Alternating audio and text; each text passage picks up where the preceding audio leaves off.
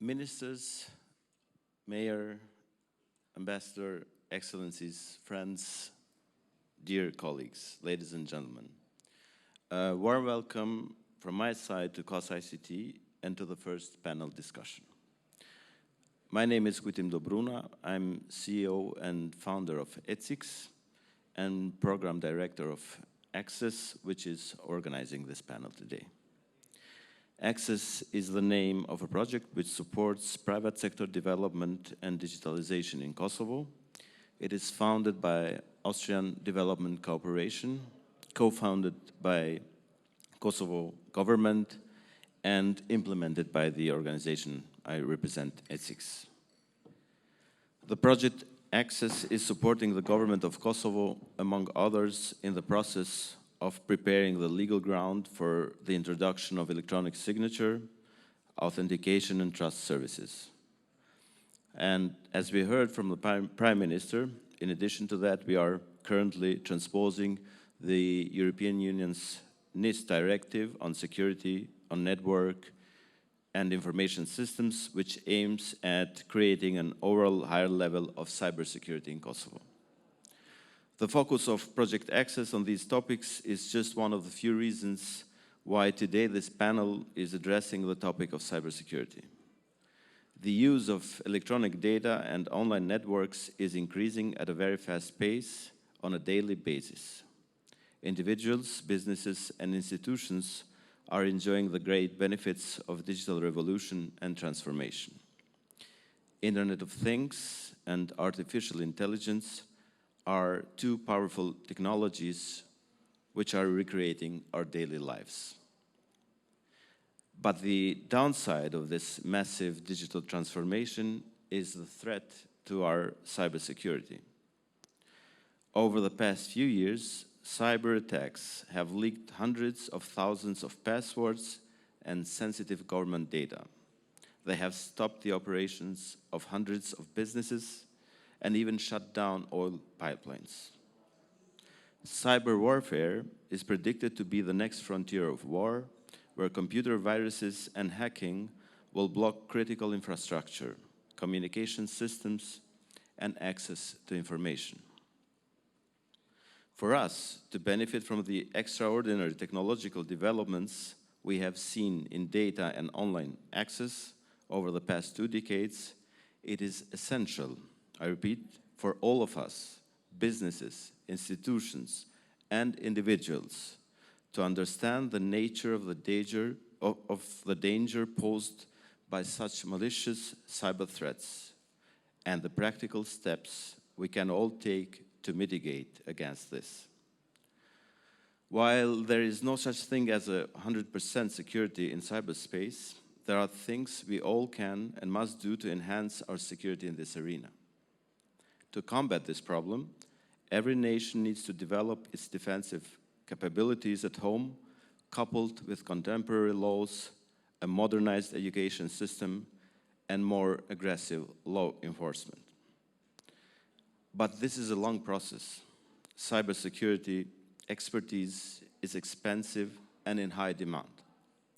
Hence, it's challenging to build cybersecurity capacities, be it human or technological.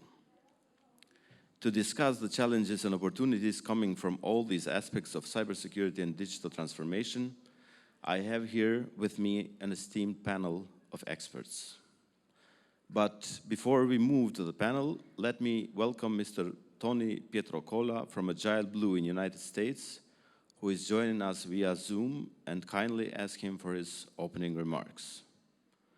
Tony Pietrocola is president of AGILEBLUE, which is a security operations center as a service platform that's proven to detect cyber threats faster and more accurately across an entire digital infrastructure and cloud. AGILEBLUE provides 24/7 monitoring, detection, and response to identify cyber threats before a breach occurs. Tony got his start as an Apple engineer from 1997 to 2000, and for the next 21 years, he has managed and grown technology companies in the software as a service, fintech, and cybersecurity spaces. He has an excellent track record in developing global growth strategies, high performance and sustainable sales teams, and building successful businesses. He has managed companies from early stage to publicly traded with revenues ranging from pre-revenue to 100 million. Tony serves on the board of EBO Group and Métis Century and is a board member of Northern Ohio InfraGard Members Alliance. He holds a Bachelor of Science in Finance from the University of Toledo. Tony, good morning. I hope you can hear us. I know it's very early for you, and I very much appreciate your availability. So we are honored to have you here today, and we thank you very much for your time and look forward to hearing your inputs. The floor is yours.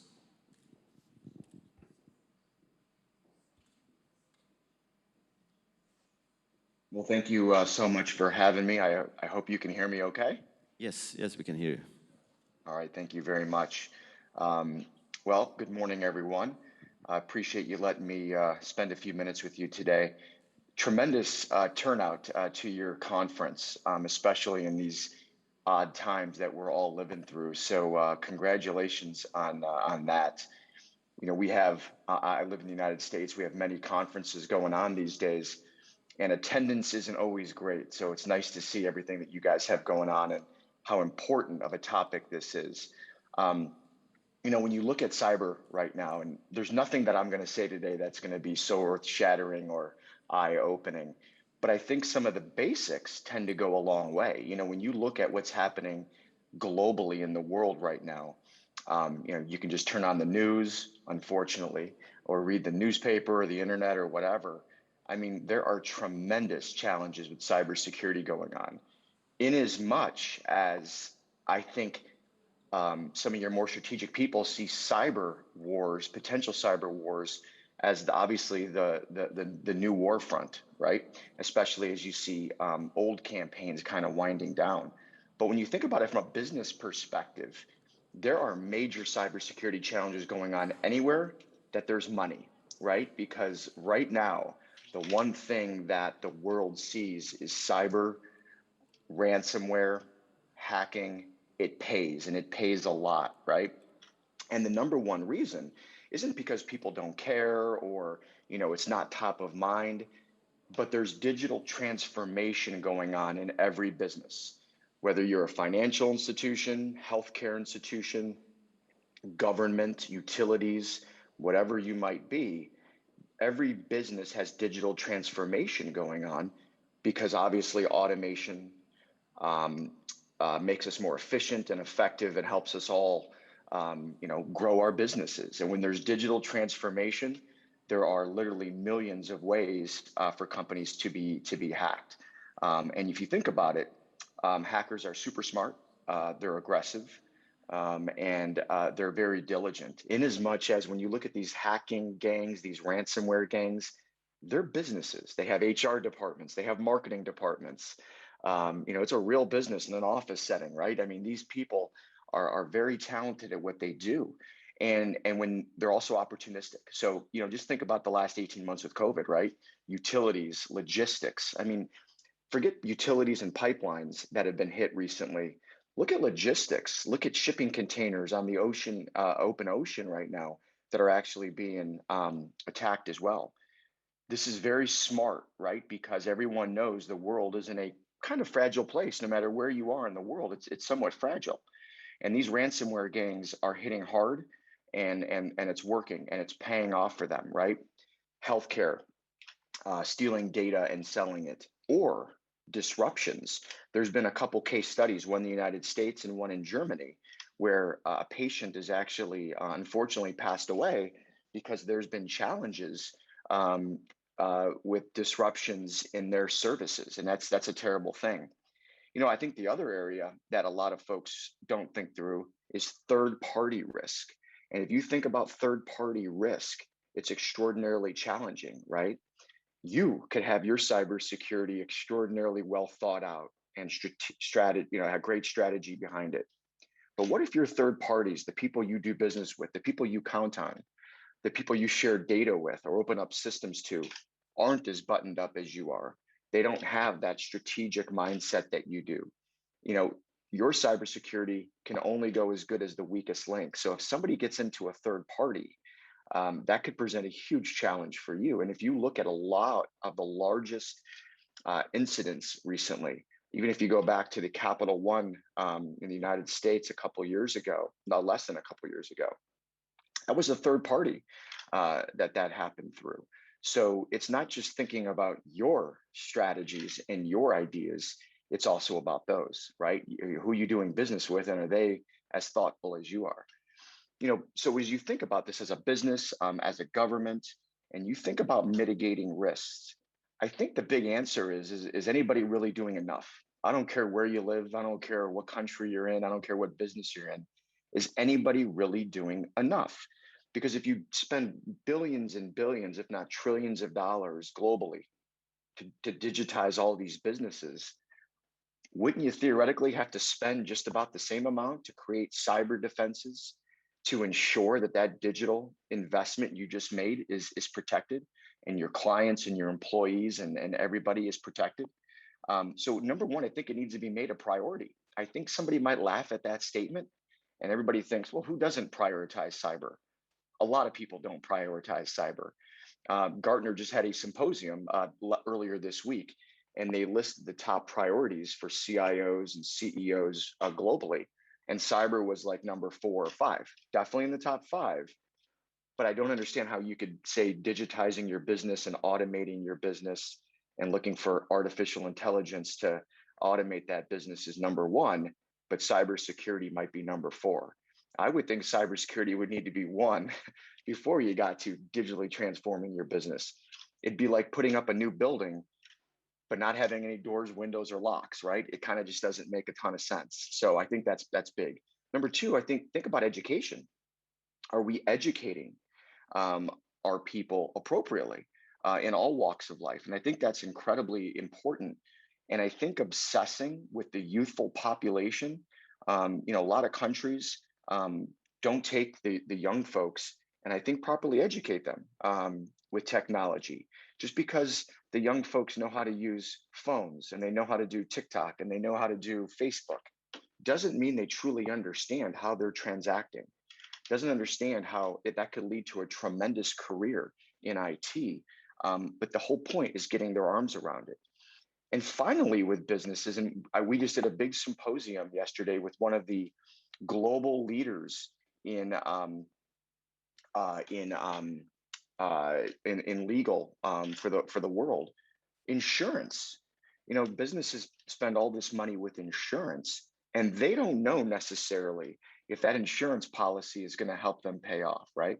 So, when you think about small countries like Kosovo, where could they pay off? Well, other small countries, not as small as Kosovo, a little bit bigger. But when you think about countries like Israel, and I understand Israel's population is 9 million or so, and you think about Poland, but I think a decade or plus ago, those countries were a little bit smaller and didn't have big IT teams, right? Well, when you look at what Israel's become with cyber, when you look at what Poland became 10, 15 years ago in the IT realm, they've really transformed their economies, right?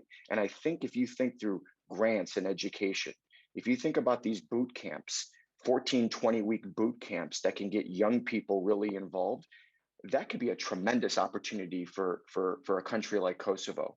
And if you think about it, the big public cloud platforms aren't there. AWS, Azure, they're not in country yet.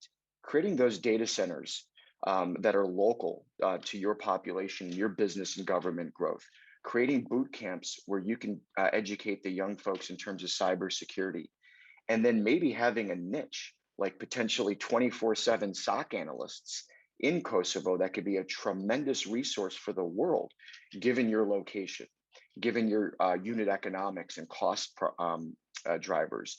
That could be a tremendous center of excellence for a country the size of Kosovo.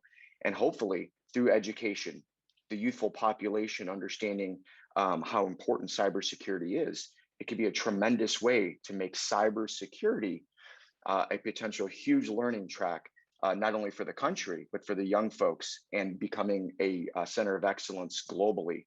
So those are some thoughts I have on cybersecurity, some thoughts I have on on the country of Kosovo, which I have started having some relationships and doing a little bit of business. So, congratulations on this concert. On this conference, and I look forward to hearing your panel. Thanks for letting me kick things off. Thank you very much, Tony, and thank you also for the positive note. So please stay tuned. We might have a question or two at the end of the session. Before asking questions to the panelists here, I'd like to ask them to introduce themselves, and also a side note, please keep in mind that we have a very limited time. Xhavit. Thank you very much. My name is Xhavit Gashi. I'm a retired Brigadier General from Kosovo Security Force. I retired after about 22 years of service, both in military and diplomacy. And why I'm in cyber now, it is because, especially since 2005, all my training and education, especially in the United States, but also in other European countries as well, has been, cybersecurity has been part of my education and training, especially when we considered and studied about the national security as well. And now I joined just a year and a half after my retirement. I joined a great team, a company where I think I can continue to, together with them, to build something better, which is in line with what just Tony said here. Thank you, Xhavit. Good morning, everybody. Good morning, Kujtim. My name is Blerim Rexha. I'm professor at the University of Prishtina, where I teach several courses relating to the data security, information security in bachelor and master level. And recently, I also supervised 2 PhD students on blockchain technology in fintech and electronic voting. So, hello there. I'm Granit Beka. I'm a Chief Security Officer at BBC with 5 years experience in cybersecurity field. Has been in Hall of Fame of big companies like Apple, Harvard, and other companies that are leading the industry of technology. Thank you. Thank you to every one of you, and welcome once again to this panel. Xhavit, let me start with you. You come from the security sector. You're, as you said, a retired army general. You've joined the private sector, but you're very well versed in security issues. So let me start by asking you about the Kosovo's critical infrastructure. There is a broad group of threat agents consisting of cyber criminals, hacktivists, and so on. Is Kosovo's critical infrastructure sufficiently protected?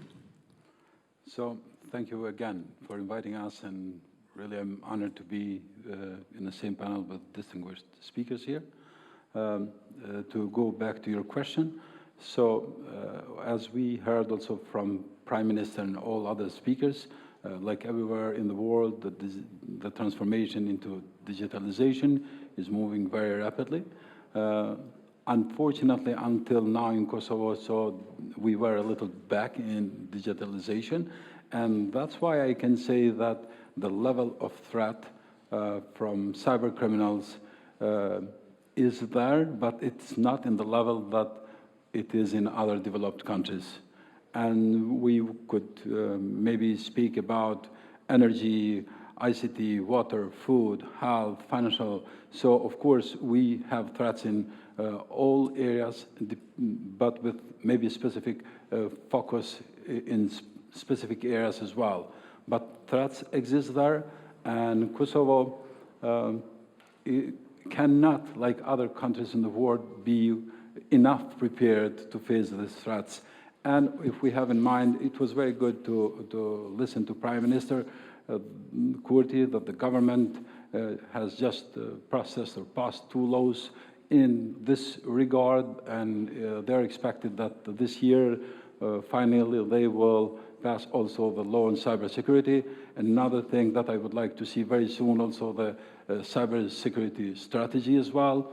And also we have other difficulties that make us makes Kosovo more difficult to ensure also the protection, which is maybe indirect, but also the fact that we don't have the top-level domain, and all the IPs and internet comes from either from Serbia or Montenegro or Macedonia, Albania, and maybe Professor knows better about that than I do, makes it more difficult, even more difficult for us.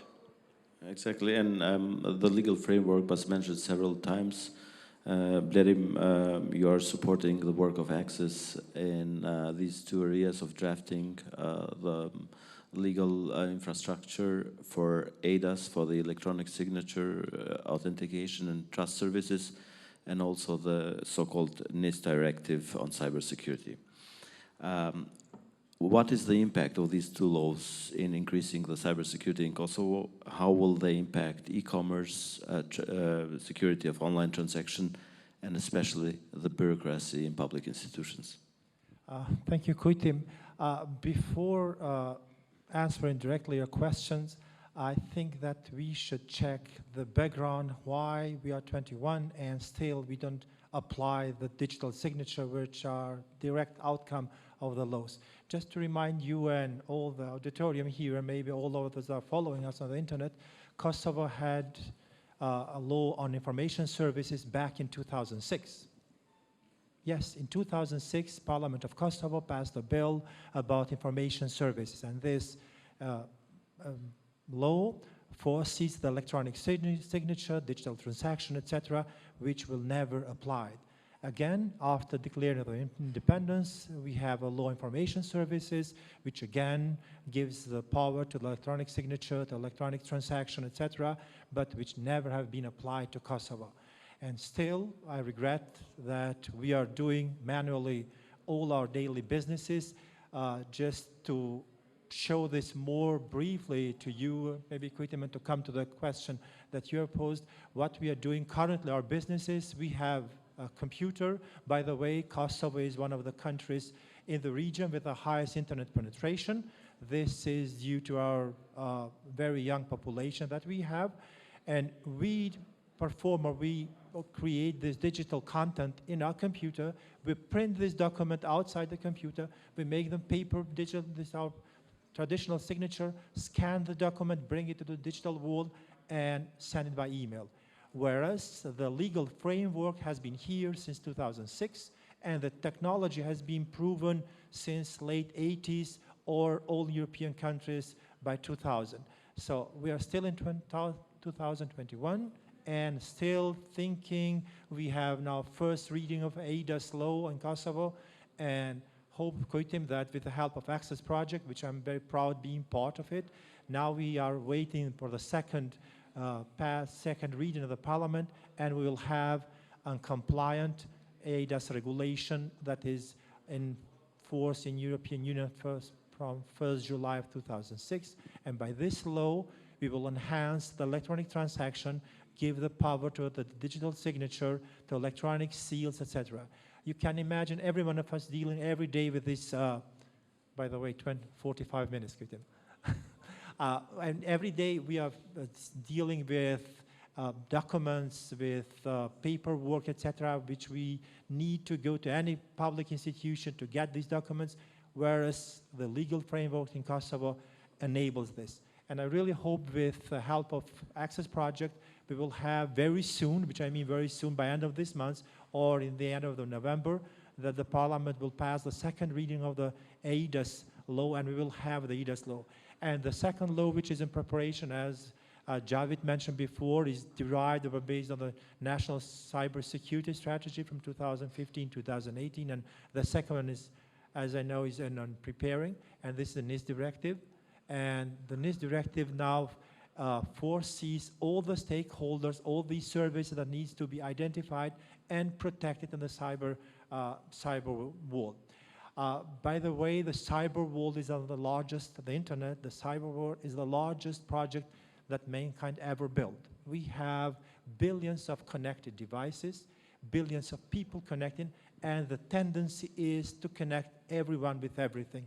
So the tendency is growing, and the internet doesn't show any signs of saturation. So the concerns will be here, they will be greater, and we need to action to take action in responsible way. So I really hope with these two laws, Kosovo will start using it and enforcing it to use. So that I see the role of the government, and I know that we have a representative of the government here, that they will enforce not to have this law as we had the previous laws just in paper. We need to enforce it in order that we can benefit from the digital services.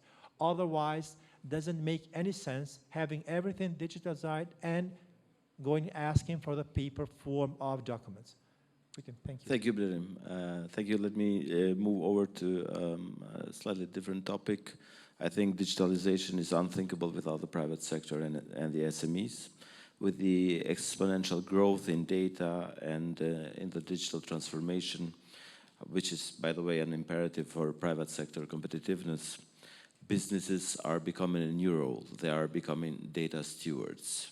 So, Granit, maybe a question for you. Do these data stewards, these businesses, understand the scope and scale of their responsibility, and are they well prepared to respond to cyber threats, especially in the Kosovo context? So thank you. I'm going to keep it short and simple. Basically, digitalization has achieved a great milestone, and Kosovo is every day moving closer to that milestone. And the private sector and the data being used in Kosovo are classified as confidential and every stuff going through that. But I don't think the private sector and the public sector are known to remediate the cyber threats. So maybe if we will have a potential cyber threat or cyber attack, we will move on to get some technicians and other stuff from all over the place to take that and remediate the cyber attack. Thank you, Granit. Maybe one more question regarding the protection. What are the minimum steps for a private business, for an SME, but also for us as individuals, necessary to undertake to protect themselves and to mitigate those cyber risks? Yeah, for sure. Basically, to solve a problem, we need to identify the problem. So basically, we need to do some penetration testing, to do some auditing into the private sector and into the public sector to identify the problem, and then we need to remediate that problem to solve it and be more responsive to that and monitor it 24/7 for any cyber potential threat. Let me continue with you with another question. I have statistics here from the Federation of Small Businesses in UK, who reports that small business community suffers almost 10,000 attacks daily at an annual cost of £4.5 billion. Is there any such statistics for Kosovo available? And if yes, what is the extent of financial but also of the reputational damage? Okay, numbers are always great, and they give us and visualize us to what we are missing. So currently, Kosovo in Western Balkan region is standing in the third place for cyber threat attacks. The first place is for Bosnia and Herzegovina, and the second place is for Serbia.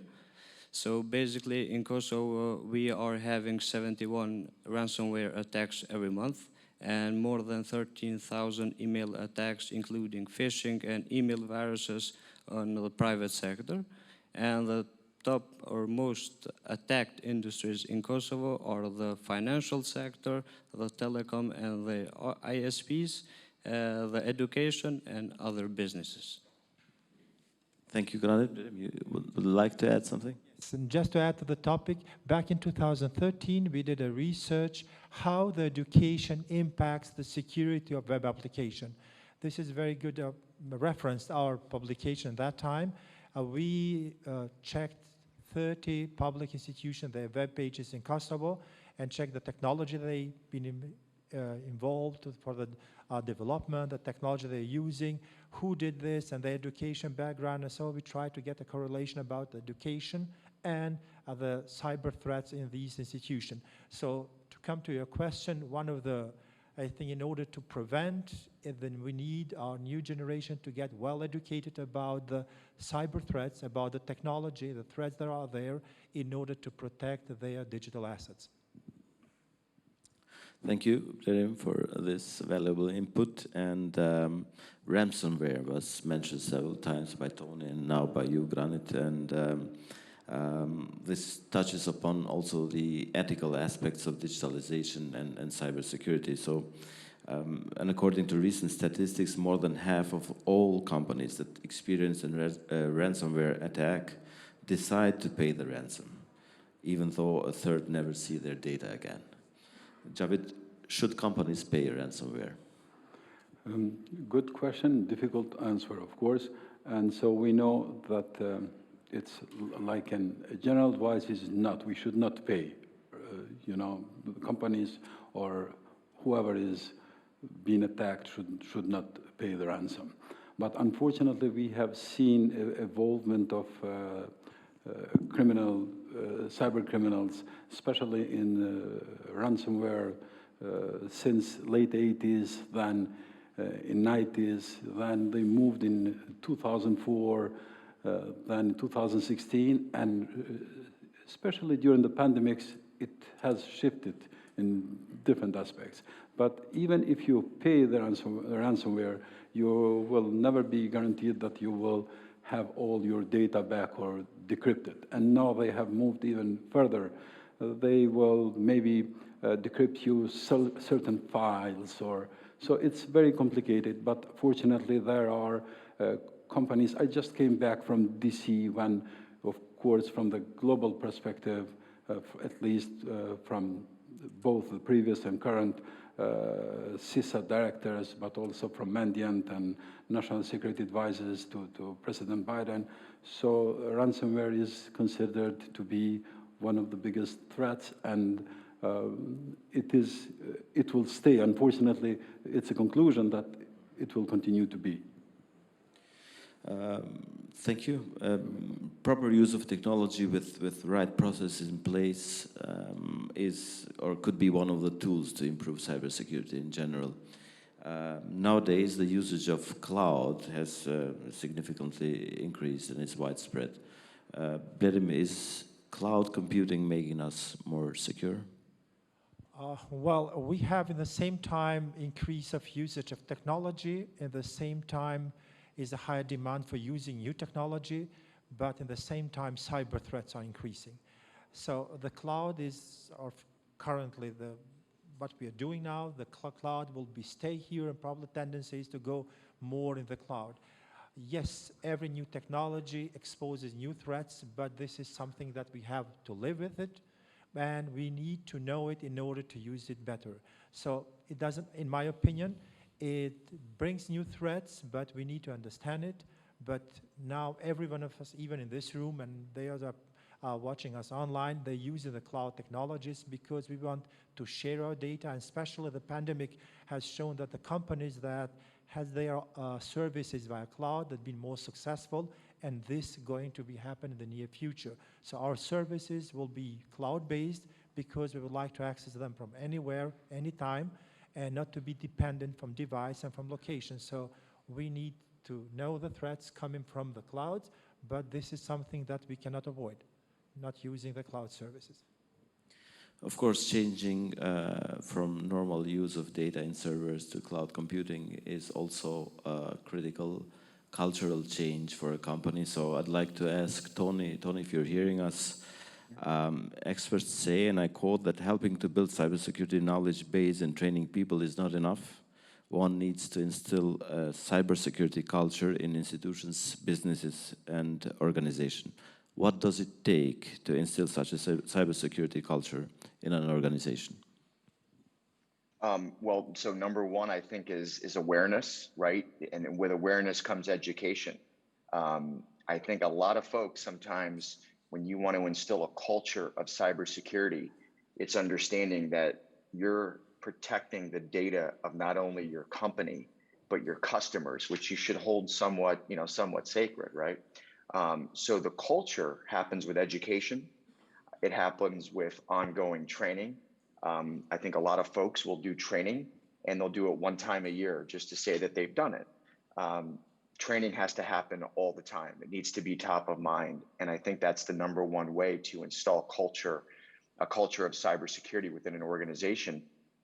But if you obsess over your customers and you truly understand that that data you're holding is not your data, right? It's their data. I think that's where the culture begins. And that's really important to understand that you're defending that data. You're entrusted to hold it, and you should do everything you can to make sure the bad guys aren't getting to it. Thank you, Tony. You also mentioned education, and I think this is actually critical for building and improving cybersecurity. Blerim, are Kosovo's educational institutions well prepared to respond to this market need? Well, everybody in this room knows that cybersecurity or security in information or data has been not, let's say, the most important topic. When I started my PhD on security, the security was one of the topics at the end of every meeting. And unfortunately, this events on 2001, they changed everything, how we see and how we perceive the security. Suddenly, from one of the not important guys of the meeting, I become one of the most important. The security now is important feature. As Tony mentioned previously, you don't build a house without a good proper lock. And nowadays, you don't build your application without proper authentication, proper encryption, and so on. And I'm very proud to say that University of Prishtina offered the first course on data security back in 2006, 2005, when I started only one course. And now we have several courses starting and naming in different names like data security, information security, internet security, etc., labs, hands-on, etc. Even recently, I supervised 2 PhD students on data security, on blockchain technologies. So I think not only University of Prishtina, but the same is now replicated to other colleges in Kosovo as well. And I think the cyber security is very popular among young persons. So I think Kosovo is preparing toward this, and the new generation are aware that the cyber security is and will be a very important topic. Just to share with you that Tony said that cybersecurity should be first, but in the European level, energy is the first issue and cybersecurity is the second one. So cybersecurity is here, it will stay, and it will be a companion to every product, every digital product that we build. Thank you. Granit, would you like to add something? So maybe I can add a feature on that and an advice for private sector. If you have been a victim of a ransomware now, do not turn the computer off, because in every reboot it restores the memory, so it's a memory-based attack. And the second advice is to call authorities, local authorities, because we do have the national cybersecurity program in Kosovo Police. So basically, we need to do some penetration testing each year, every month or every week maybe, because we are in a critical situation here in Kosovo. Thank you for this very valuable input. So if it happens that you're a victim of a ransomware attack, don't turn your computer off.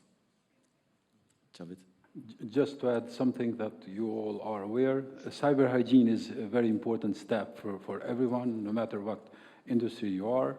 And something else that it is very important, I'm very much fan of Keith Alexander, the CEO and founder of IronNet, and he very much is about the collective defense, when he promotes very much into sharing information between those in this cybersecurity area, that they share as much as possible information about the threats that we all receive. And also something to pass also from the just recent Mandiant Cyber Defense Summit, it is that for the first time it was mentioned that cyber diplomacy. So then we have heard about diplomacy in different aspects, but just because of the threats and also the threat actors, and then regulations, of course. It is very important to build this like diplomatic relationship, but focused into how to together better respond to threats that come from cyber criminals, because we have seen lots of threat actors are not only cyber criminals, but also state actors as well. And another thing which is very important, and we hope to see even in the new strategy, it is PPP, public-private partnership, which is, again, related not only to businesses, but also with the education system. And we heard a little bit of that also in the Prime Minister's speech, especially about the education, but that is very, very important to see in the future. Thank you very much, Xhavit. Maybe a last question for the round. We talked pretty much about threats, and it's good because this raises the awareness of the threats that come from the internet and from the digital transformation. But let's focus a bit also on the opportunities. Tony mentioned already data centers as an opportunity for Kosovo, also the specialization of Kosovo youth in cybersecurity. Do we have the financial resources and human resources for that? But please keep it very short. Kosovo is recently establishing as a hub for digital services. In years, especially at our university, we had among many requests for young engineers, and knowing this, that this demand is increasing, I think we have any resources and we are performing good because the demand is increasing every year. Just this year, I think Valdeta is somewhere here, their company come to our faculty and their German representative said, we need 140 engineers. By God, we don't produce 140 engineers per year.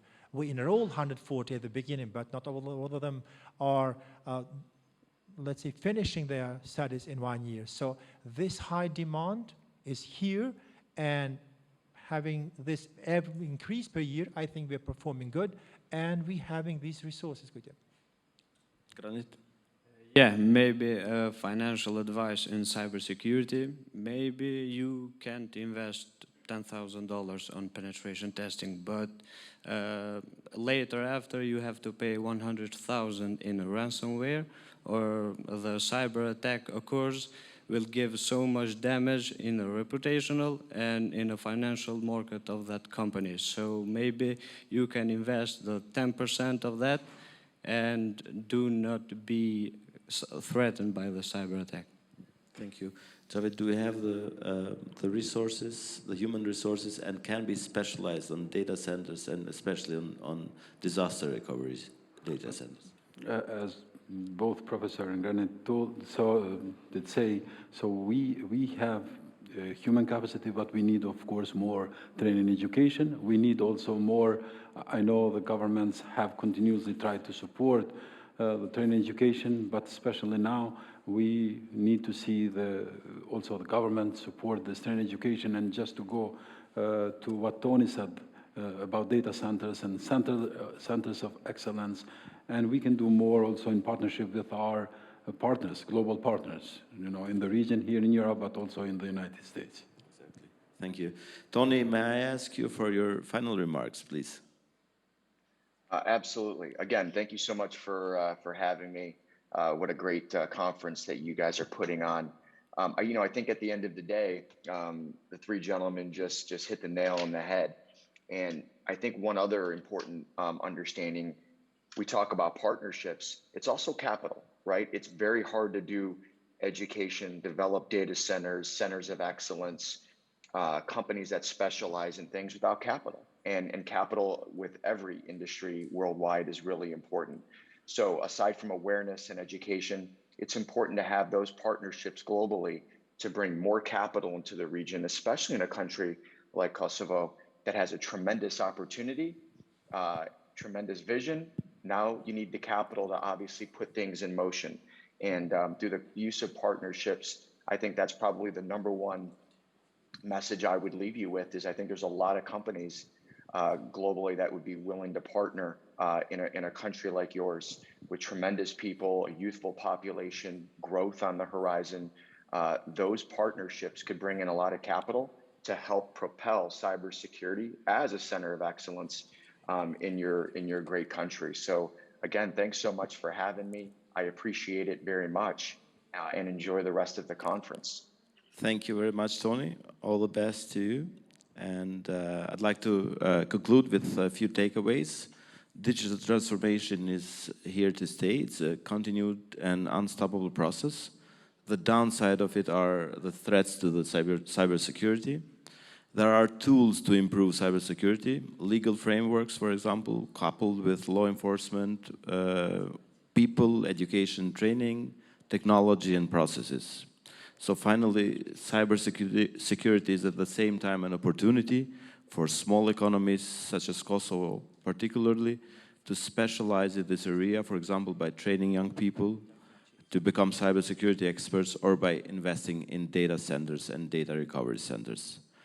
Let me conclude by thanking the guest speaker, Tony Pietrocola, the panelists, and you, the audience to this event, be it here or online. I would like to thank Austrian Development Cooperation for their support, COS-ICT and STIC for the great cooperation. Thank you again for being here with us, and stay secure and stay healthy. Thank you.